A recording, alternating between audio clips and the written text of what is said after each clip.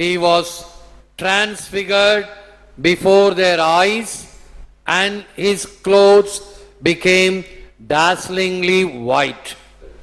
அவர்கள் முன் அவர் தோற்றம் மாறினார். அவருடைய ஆடைகள் வெள்ளை வெளியேறென ஒளி வீசின. அன்பானவர்களே,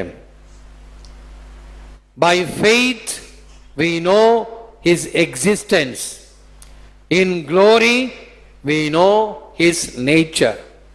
Blaise Pascal விசுவாசத்தால் அவரது இருப்பையும் மகிமையால் அவரது இயல்பையும் அறிகிறோம்.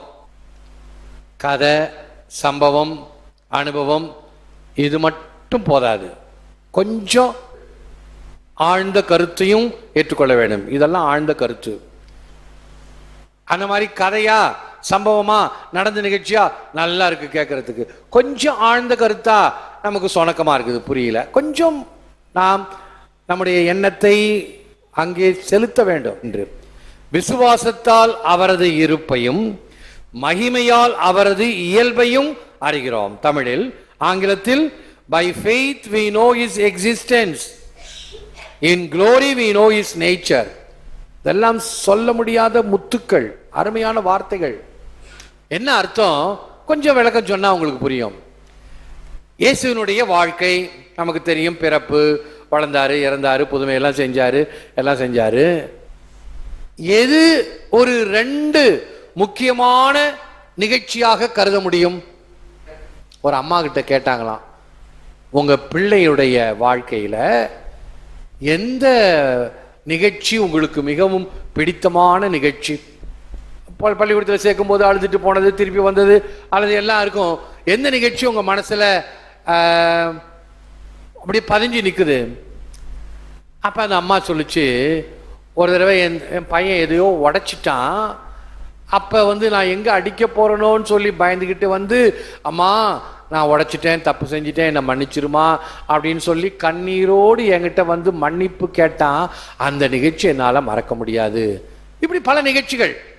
இயேசுவை பற்றி 2 நிகழ்ச்சி நான் சொல்றேன். மறுரூபமான தாபோர் மலையில் இயேசு மறுரூபமான காட்சி. இயேசு நடுவில், ஒரு பக்கம் மோயிசன், ஒரு பக்கம் எலியா, மகிமையான அந்த காட்சி. அதில் இருக்கிற கருத்து என்ன? மோயிசனை விட, எலியாசை விட இவர் மேலானவர். முற்காலம் முக்காலத்தோடு கை குலுக்க தற்காலம் கனவோ நனவோ என்று தன்னை கிள்ளி பார்த்து கொண்டது. பாஸ்ட், பிரசன்ட் அண்ட் ஃபியூச்சர், 3 காலமும் இருக்கின்றவர் இறைவன். நேற்று, இன்று, நாளை மாறாதவர். முக்காலத்தோடு பாஸ்ட் டென்ஸ், முன்னால் வாழ்ந்தவர்கள் மோயிசன், எலியாஸ், அவர்களோடு சேர்ந்து கை கொடுக்க தற்காலம் இந்த 3 பேரும் அப்படியே திகைச்சு போய் நிற்கிறாங்க. இது என்ன கனவா நனவா? பதமான காட்சி, இதமான காட்சி. கவியரசு கண்ணதாசனுடைய இயேசு காவியம். ஆண்டவரே, நாம் இங்கே இருப்பது நல்லது, எவ்வளவு நல்லா இருக்குது, கீழே போக வேணாம், வேதனை சோதனை பிரச்சனை எல்லாம் இருக்குது, இங்கே இருப்போம். அல்ல, அதுவல்ல வாழ்க்கை. பரவசம் மட்டும் வாழ்க்கை அல்ல. நீ போய் மக்களோடு சேர்ந்து வாழணும், கஷ்டத்தில் நீ நின்று வாழணும், அதான் வாழ்க்கை.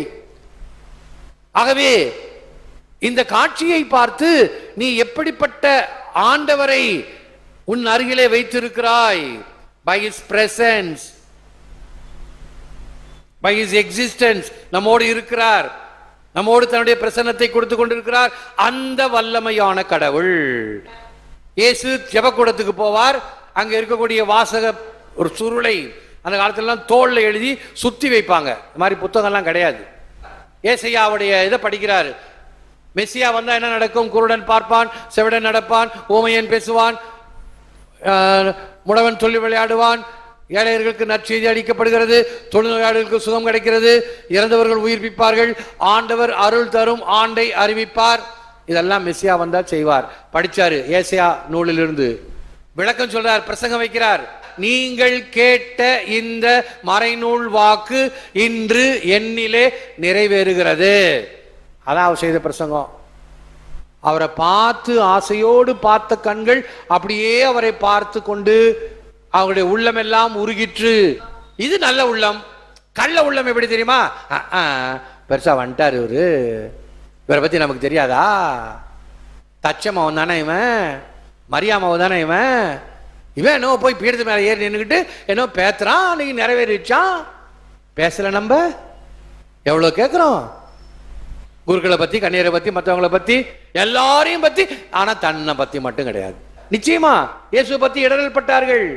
ஆகவேதான் உன்னதரின் சொல் கேட்பவர் உன்னதத்தை உணர்வர். இந்த Jesus game in history, Jesus comes in mystery, Jesus will come again in glory. 3 அருமையான வார்த்தைகள். என்ன அர்த்தம்?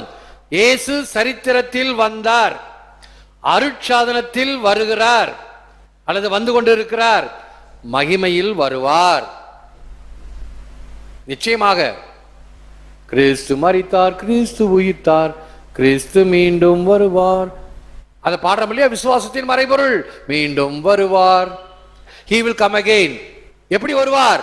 மாட்சியோடு வருவார். மாட்சியோடு வந்து பீடத்தில் உட்காருவார், சிம்மாசனத்தில் உட்காருவார். அவர் முன்னால் நீதி தீர்ப்பு நடைபெறும். யாருக்கெல்லாம் நல்லது செய்தார்களோ மோட்சத்துக்கு போவாங்க, வெள்ளை ஆடை உடுத்தப்படும். அருமையான காட்சிகள். யாரெல்லாம் தீமை செய்தாங்களோ அதல பாலாத்துக்கு நெருப்புக்கு போவாங்க. பயங்கரமா இருக்குது. அவர் அருட்சாதனத்தில் வந்து கொண்டிருக்கிறார். இதோ இந்த பீடத்திலே இது என் உடல் என்னும் பொழுது அவருடைய பிரசன்னத்தை உணர்கிறோம். எங்கே 2 அல்லது 3 பேர் ஜெபிக்கிறீர்களோ அங்கே நான் இருக்கிறேன். இங்கே அவருடைய பிரசன்னம் இருக்கிறது, அருட்சாதனங்கள் இருக்கிறது. ஞானஸ்தானத்திலிருந்து இறுதி வரைக்கும் சரித்திரத்தில் வந்தார். கிரகஸ்பதி என்ன கேட்பாங்க தெரியுமா? நீ பாத்தியா அவர் தாடி வச்சிருந்தான்னு கண்டியா, ஜடாமுடி வச்சிருந்தான்னு பாத்தியா, இதான் ஜேசஸா? யாரோ வரைஞ்சாங்களா, அதை நீ நம்பிக்கிட்டு இருக்கிறியா? ஆமா இல்ல அப்படித்தானோ அப்படின்னு நமக்கு சந்தேகம் வந்துடும். ஏன் தம்பி நீங்க எல்லாம் கத்தோலிக்க திருச்சுவை தானே, மாதாவை தானே கும்பிடுறீங்க, ஏன் தம்பி மாதாவை கும்பிடுறீங்க? அப்படியா? உடனே நான் கொடுத்த அஸ்திரத்தை பண்ணிட்டான். பார்த்தீங்களா எப்படி பயன்படுத்தினார்? ரோமையருக்கு எழுதிய திருமுகம் 8ஆம் அதிகாரம் 30ஆம் வசனம் என்ன சொல்லுகிறது சகோதரனே? தமக்குரியவரை முன்குறித்தார், முன்குறித்தவரை அழைத்தார், தேர்ந்தெடுத்தார், மகிமையில் பங்கு பெற செய்தார். யாருக்கு பிரதர் பொருந்தும்? மாதாவுக்கு தான் பொருந்தும். அவனுக்கு நெத்தி அடி அடிச்சு மாறுது. என்னடா அது, நமக்கு வந்து ஒரு கத்தோலிக்க பையன் வேதம் சொல்றானே. சரி நீங்க சொன்னீங்களே மாதா வந்து பெத்தெடுத்துட்டு போயிட்டாங்கன்னு. இயேசு வந்து விண்ணிற்கு போனார், தானாக எழுந்து போனார். அப்படி தானாக வந்து தொப்புடு குச்சிருக்கலாமே, ஏன் மாதா வயித்துல போற? அருளிந்த மரிய வாழ்கன்னு வேதத்துல தானே சொல்லுது. பெண்களுக்குள் ஆசிரிக்கப்பட்டவள் வேதத்தில் தானே சொல்லுது, நான் சொல்லலையே, கத்தோலிக்க மர சொல்லலையே, வேதத்தில் தான் சொல்லுது. அரைக்குறையா வைக்காதீங்க, இன்னும் நிறைய இருக்குது என்கிட்ட. எப்படி இருக்குன்னா எங்க கத்தோலிக்கத்தில் எவ்வளவு இருக்கும் நாங்க தான் புரிஞ்சு கொள்றது கிடையாது, எங்களுக்கு தான் தெரியாது. அது ஒரு பக்கம். சந்தடி சாக்கல இன்னொன்னு சொல்றேன். எனக்கு இந்து பெண்மணி தான், அவங்க வீட்டில் வச்சிருக்காங்க சுத்தி இந்து கடவுள்கள். 2 பக்கமும் இதே ஆண்டவர் இருக்கிறார், மாதா இருக்கிறாரு. நல்ல பணக்கார வீடு, டாக்டர் வீடு அப்படின்னு போனார். யெகோவா சாட்சி நண்பர் ஒருத்தர் போனார். ஆஹா நல்ல பணக்கார வீடு, போய் இந்த மீனை மடக்கலாம் அப்படின்னு போனாங்க. சகோதரியே நான் உங்களோடு பேச விரும்புகிறேன், உண்மையான கடவுளை பற்றி சொல்ல விரும்புகிறேன், வாங்க. மாதாவெல்லாம் கடவுள் கிடையாது, இயேசு கூட கடவுள் கிடையாது, யெகோவா தான் உண்மையான கடவுள். இவங்களுக்கு ஒரே ஷாக்கு. நான் பாரம்பரிய ஒரு இந்து தான், ஆர்த்தடாக்ஸ் இந்து. பார்த்தீங்களா, எல்லாம் இந்து கடவுள் சாமியெல்லாம் வச்சிருக்கிறேன். ஆனாலும் இதே ஆண்டவர் படத்தையும் வச்சிருக்கிறேன், மாதா படத்தையும் வச்சிருக்கிறேன். எனக்கு பிடிச்சிருக்கு. ஏதாவது ஒரு வெள்ளிக்கிழமை நான் பூசைக்கு போவேன். இப்படி போயே நான் நல்லது தெரிஞ்சுக்கிட்டேனே. இப்ப நான் கேட்கிறேன், தாய் இல்லாமல் தனையன் உண்டோ? தாய் இல்லாமல் புள்ள வருமா? ஒரு சாதாரண லாஜிக் ஆச்சே. ஆகவே அந்த தாய் வழியா தானே இயேசு வந்தாரு. இவ்வளவு தூரம் தெரிஞ்ச நான் இந்து, நான் உனக்கு சொல்றேன், உனக்கு இன்னும் நிறைய வேணும்னா இறுதி ஆண்டவர் கோயில் தாமஸ் ஃபாதர்கிட்ட போ, நல்லா உனக்கு சொல்லுவாரு. உண்மையான ஞானம் இங்க இருக்கிறது. இயேசு கிறிஸ்து சரித்திரத்தில் வந்தார். ஆகவேதான் போஞ்சு பிலாத்தின் அதிகாரத்தில் பாடுபட்டு அப்படின்னு விசுவாச பிரமாணத்தில் சொல்றோம். போஞ்சு பிலாத்து என்னத்துக்கு விசுவாச பிரமாணத்தில் வரணும்? அவன் பேரை ஏன் வச்சிருக்கிறோம்? சரித்திரத்தில் வந்தார். மற்றவங்க யாரும் மறுக்க முடியாது, மறைக்க முடியாது. சரித்திரத்தில் வந்தவர் அப்பா எங்கள் ஆண்டவர் இயேசு கிறிஸ்து. ஆகவே இது ஒரு கற்பனை கதை அல்ல. இயேசு கிறிஸ்து வந்தாராம், பிறந்தாராம், வாழ்ந்தாராம், செத்தாராம், உயிர்த்தாராம், அப்படி இல்லை, கற்பனை அல்ல. வந்தார், வாழ்ந்தார், வாழ்ந்து காட்டினார் அப்படின்னு ஆணித்தரமா சொன்னோம். சரித்திரத்தில் வந்தவர். ஆகாயம் தன்னை கண்ணாடியில் பார்த்து கொண்டது, வார்த்தை தன்னையே உச்சரித்துக் கொண்டது. தவத்தின் சுயம் தன்வயமானது. மறுகணம் இயேசுவின் உருவம் ஒளிமயமானது. சொல்லானவரின் சொல் கேட்பவர் உன்னதத்தை உணர்வர். யார் சொல்? வார்த்தையானவர், நம் ஆண்டவர் இயேசு கிறிஸ்து. இறை வார்த்தை, இறை தந்தையினுடைய வார்த்தை மனு உருவானவர், சொல்லானவர். அவருடைய சொல்லை கேளுங்கள். பரமதந்தை சொல்கிறார் அல்லவா, இவரே என் அன்பு மகன், இவரிடம் நான் பூரிப்படைகிறேன், இவருக்கு செவி சாயுங்கள். இவரே என் அன்பு மகன்னா, அன்பில்லாத மகன் ஒருத்தர் இருந்தானா? இருந்தான். நம்பாடு ஆதாம். இதை மட்டும் செய்யாதன்னு சொன்னா தான் செய்வோம். நம்ம புத்தியே அப்படித்தான், ஆதாம்ல இருந்து இன்னைக்கு வரைக்கும். சொல்லானவரின் சொல் கேட்பவர் உன்னதத்தை உணர்வர். கேள். பரமதந்தை சொல்லுகிறார் அல்லவா, இவரே நண்பு மகன், இவருக்கு செவி சாயுங்கள். மாதா சொல்றாங்க இல்லையா, அவர் சொல்லுவதுபடி செய்யுங்கள். அப்புறம் அதுக்கு மேல உங்களுக்கு யார் வந்து சொல்லணும்? அத அபிரகாம் அடியில் லாசர் இருக்கிறான், கீழே பணக்காரன் இருக்கிறான். அந்த கதை தான். பணக்காரன் சொல்லுவான், ஐயோ அபிரகாமே, தயவு செய்து யாராவது இங்க இருந்து அனுப்புங்களேன், நான் தான் இப்படி வந்துட்டேன், என் சகோதரன்லாம் இருக்கிறாங்க, இன்னும் அவங்களாவது நல்ல கதைக்கு போட்டுமே. ஏன் அவங்களுக்கு தீர்க்கதரிசிகள் இல்லையா? அவங்களுக்கு சொல்லிக் கொடுக்குறவங்களுக்கு யாரும் இல்லையா? ஆசான்கள் இல்லையா? அவங்க சொல்ல பேச்சு கேட்க மாட்டாங்களா? அவங்க பேச்செல்லாம் கேட்க மாட்டாங்க. யாராவது செத்தவங்கள்ல இருந்து போனா தான் கேட்பாங்க. செய்யுங்களேன். அதீதமானது வேணும் நமக்கு, சாதாரணதெல்லாம் கேட்க மாட்டோம். சொல்லானவரின் சொல் கேட்பவர் உன்னதத்தை உணர்வர்.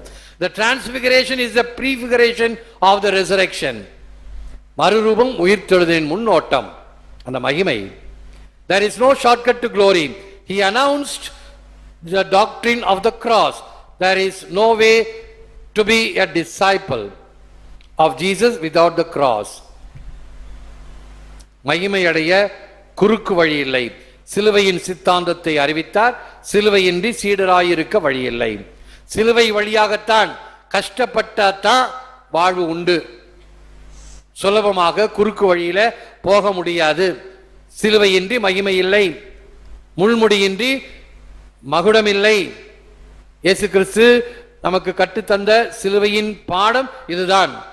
Whatever crosses of daily living, the way to carry it is in union with Christ. இயேசுவோடு இணைந்து சிலுவை சுமத்தலே தினசரி வாழ்வை அர்ப்பணிப்பதாகும். Let go and let God. வேதனையின்றி வெற்றி இல்லை. The gospel is to comfort the afflicted and afflict the comfortable. இது ஒரு அருமையான சிலோஜிசம். அதாவது யாரு செல்ஃப் காம்ப்ளசன்சியாக இருக்கிறார்களோ, காம்ப்ளசன்சினா என்ன தெரியுமா? நான் ஒன்றும் பெரிய பாவி இல்லை, நான் என்ன பெரிய பஞ்சமா பாதகமா செஞ்சுட்டேன், கொலை செய்யல, கொள்ளை அடிக்கல, கற்பழிக்கல, எதுவும் பண்ணல, நான் என் கோவில் உண்டு ஜெபம் உண்டு இருக்கிறேனே, என்னை போல மற்றவங்க கிடையாது, நான் எவ்வளவு யோக்கியம் தெரியுமா? அதான் தப்பு, செல்ஃப் காம்ப்ளசன்சின்னு பேரு. இப்படிப்பட்டவர்களை தான் இயேசு நோண்டுவார். மவனே நீ சரியில்லை, நோண்ட ஆரம்பிச்சா தூக்கம் வராது. Gospel is comfort the afflicted. யாரெல்லாம் வேதனைப்படுவார்களோ அவர்களுக்கு ஆறுதல் தருவது நற்செய்தி.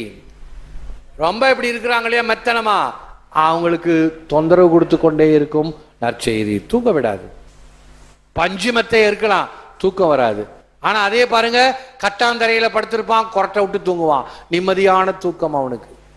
விதை தன்னை மாற்றிக்கொண்டு மற்றதில் மாற்றத்தை உருவாக்குவது போல மனிதனும் தன்னை மாற்றிக்கொண்டு மற்றவர்களில் மாற்றம் காண வேண்டும். ஆகவே இந்த மாற்றமானது என்னில் ஆரம்பிக்க வேண்டும், பிறரை பற்றி அல்ல. இவங்க மாறணும், அவங்க மாறணும், இவங்க மாறணும், எல்லாம் மாறணும், தன்னை தவிர எல்லாம் மாறணும். முதலில் நான் மாற்றம் பெற வேண்டும். உற்றாரை யான் வேண்டேன், ஊர் யான் வேண்டேன், பேர் யான் வேண்டேன், கற்றாரை யான் வேண்டேன், கற்பனவும் இனியவையும் உன் குறை கலர்க்கே, கற்றாவின் மனம் போல கசிந்துருக வேண்டுவனே. கசிந்துருகி வேண்டும், உள்ளம் உருக வேண்டும்.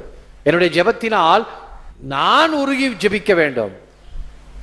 எம்மாவுஸ் சீடர்கள் சொன்னார்கள் அல்லவா, அவர் நம்மோடு பேசிக்கொண்டு இருக்கும் போது நாம் உள்ளம் உருகவில்லையா? ஆண்டவருடைய வார்த்தை கேட்கும் போது உள்ளம் உருக வேண்டும். அப்பொழுதுதான் அந்த மனத்திலே மாற்றம் ஏற்படும். பாடுகள் நீர் பட்ட போது பாய்ந்து ஓடிய ரத்தம், கெட்டு போனோம், பாவியானோம், கிருபை செய்நாதனே, God of compassion, God of mercy and compassion.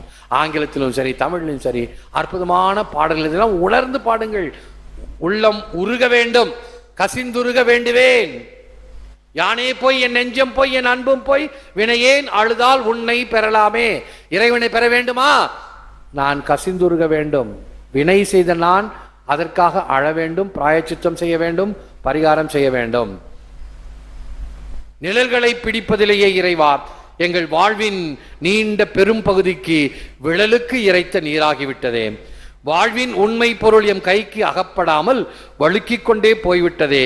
வாருமையா, என்னென்ன வசதிகளோடு வாழ்கின்றோம் என்பதை விட என்னென்ன உயர்ந்த பண்புகளுடன் திகழ்கிறோம் என்பதே உன் அளவுகோல் என்பதை உணர்த்திடும். பலவற்றை குவிப்பதே உண்மையான செல்வம் இல்லை, பலவற்றை விரும்பாமல் இருப்பதே உண்மையான செல்வம். பொருள்களை பற்றி கொள்வதால் பணக்காரர்கள் ஆவதில்லை, பகிர்ந்து கொள்வதால் தான் நாங்கள் பணக்காரராகிறோம். பாடுபட்டு எங்களையே உயர்த்தி கொள்வது வெற்றி இல்லை, பரிதவிப்பவனை ஒடுக்கப்பட்டவனை உயர்த்துவதே வெற்றியாகும். ஆதிக்கம் செலுத்துபவனுக்கு கவலையிலிருந்து விடுதலை இல்லை, அன்பு தொண்டு புரிபவனுக்கு கவலைகள் அணுகுவதில்லை. வலிமையும் ஆணவமும் மிகுந்து கலந்திருப்பதை விட எளிமையும் பணிவும் இணைந்திருப்பதே இனியது. மதிப்புடன் உழைப்பதும் வாழ்வதும் மேலானவை, உம்மை பிடிப்பதும் ஜெபிப்பதும் மிக மிக மேலானவை. கரைபட்ட வாழ்வை நெடுநாள் வாழ்வதை காட்டிலும் முறையான வாழ்வை, நிறைவான வாழ்வை, பணி வாழ்வை ஒரு நாள் வாழ்ந்தாலே போதும். இந்த உண்மைகளை இறைவா இன்றே எமக்கு கற்று தந்திடுக. நீதியை போற்றி வாழவும், நிறைந்த அன்புடன் வாழவும், நிலைத்த எளிமையுடன் உம் கையை பிடித்து நடக்கவும் நீதாமே எமக்கு ஞானமும் அருளும் நல்கிடும். ஜெபம். Lord, open our hearts to the voice of your word.